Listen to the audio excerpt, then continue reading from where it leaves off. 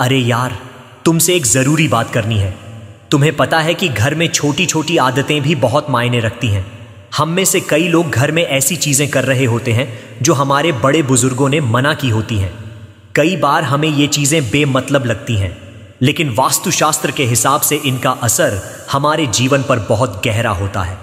देखो दोस्त, कुछ लोग पहले इन चीजों को नहीं मानते थे, लेकिन जब से उन्होंने गौर करना शुरू किया है तब पाया कि सच में इन आदतों का असर हमारे जीवन पर पड़ता है।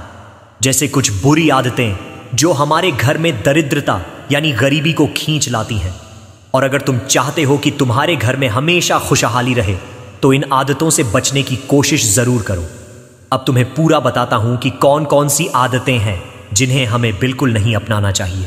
और हां, अगर तुम सच में ये सब जानना चाहते हो तो पहले इस बातचीत को खत्म होने से पहले मेरे चैनल प्रकाशित जिंदगी को सब्सक्राइब जरूर कर लेना और एक लाइक भी कर देना। पहली बात, किचन में कभी भी झूठे बर्तन लंबे समय तक मत रखो। जब भी खाना खाओ उसके बाद बर्तन तुरंत धोकर सही जगह पर रख दो। कई लोगों की आदत होती है कि रात का खाना खाकर बर्तन ऐसे ही छोड़ देते हैं। ये आदत नकारात्मक ऊर्जा को खींच लाती है। वास्तु के अनुसार इससे राहु केतु का बुरा असर हमारे घर पर पड़ता है। और हां, खाना खाकर थाली में हाथ धोने की गलती मत करना, यह तुम्हारे भाग्य को कमजोर करता है। हाथ धोना है तो किचन या बाथरूम में जाओ। दूसरी बात, क्या तुम बिस्तर पर बैठकर खाना खाते हो? अगर हां तो यह आदत बदल डालो।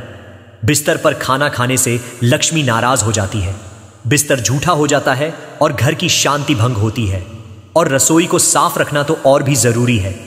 अगर तुम रसोई को गंदा छोड़ते हो तो इससे घर में गरीबी का वास होता है। तीसरी बात, सोने के लिए सही समय बहुत मायने रखता है। सूर्योदय से पहले उठना और सूर्यास्त के बाद सोना शुभ माना गया है। अगर तुम सूर्योदय या सूर्यास्त के समय सोते रहते हो तो समझ लो कि लक्ष्मी तुमसे नाराज हो जाएंगी। इसलिए कोशिश करो कि गोधूली बेला यानी शाम के समय पूजा पाठ करो और सोने की आदत को सुधारो।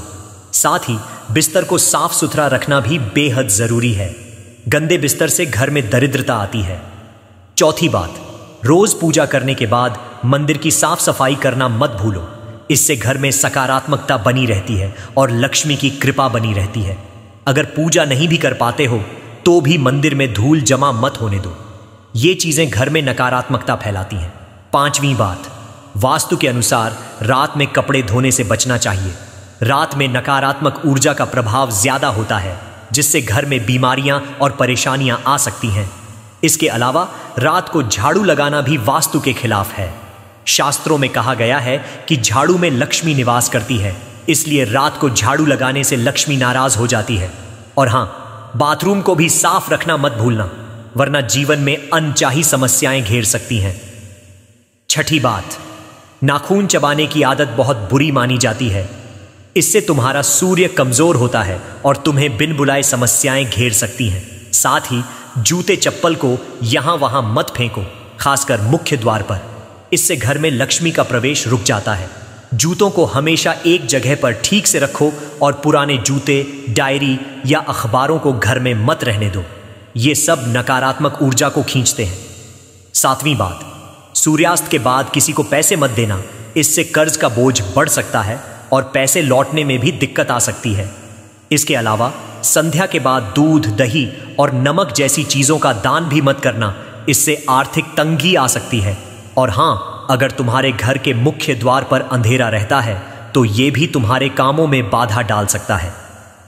आठवीं बात, घर में लगी घड़ी का वास्तु से बड़ा संबंध होता है। अगर तुम्हारे घर में कोई घड़ी खराब पड़ी है तो उसे तुरंत ठीक करवा लो या घर से हटा दो। खराब घड़ी का मतलब है कि तुम्हारा समय रुक गया है।